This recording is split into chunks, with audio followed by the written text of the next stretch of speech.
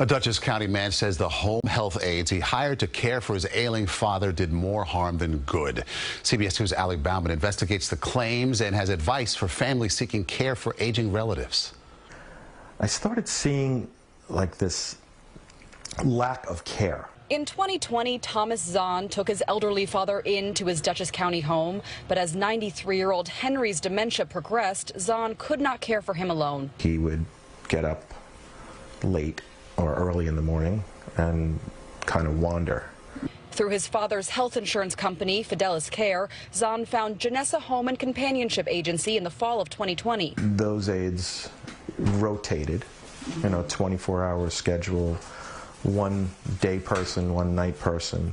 Zahn had previously installed surveillance cameras in his father's living space. He claims they were in plain sight and the aides were made aware.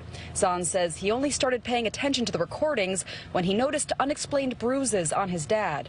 I took him to urgent care. We had the x-rays done. I had gotten this diagnosis that 4 ribs were fractured. Henry Zahn had fallen 3 days prior. His son says the aides picked him up and never reported it. Debbie Drylick is an expert in elder care. In picking up the person, if you're not really trained well, you can not only hurt yourself, but hurt them more. Stephen Schwartzman is also an expert in the care of aging people. What the aide often does is they take a picture of the bruise. The expectation is they're supposed to notify their agency of the fall. And in many cases call EMS. Disturbed by this incident, Zahn says he checked old recordings for more. That's when he learned at night the overnight aide tied one end of his father's catheter to his bed. It was almost like his tether, like his leash, so he wouldn't go walking around. And that didn't stop him.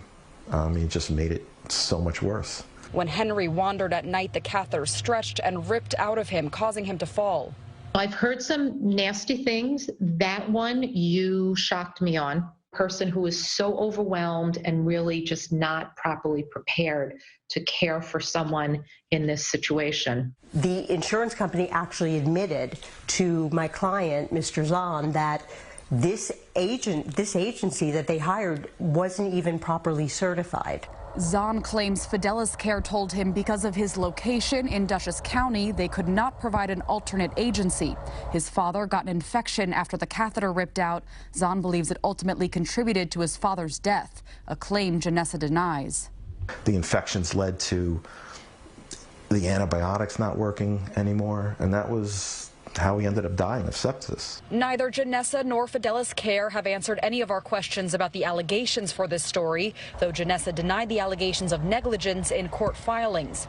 In a statement, Fidelis Care told us the health and well-being of our members is always our top priority. However, as a matter of policy, Fidelis Care does not comment on pending litigation. Zahn is suing the agency and insurer, alleging negligence and wrongful death. Why did you want to file this lawsuit and bring attention to what happened? I can't be the only one this is happening to. Experts say there are ways to vet home health care aides. Interview them. Ask them for references. Do your due diligence. There is a nurse's aid registry as well in the state that one can check to see if there are any allegations.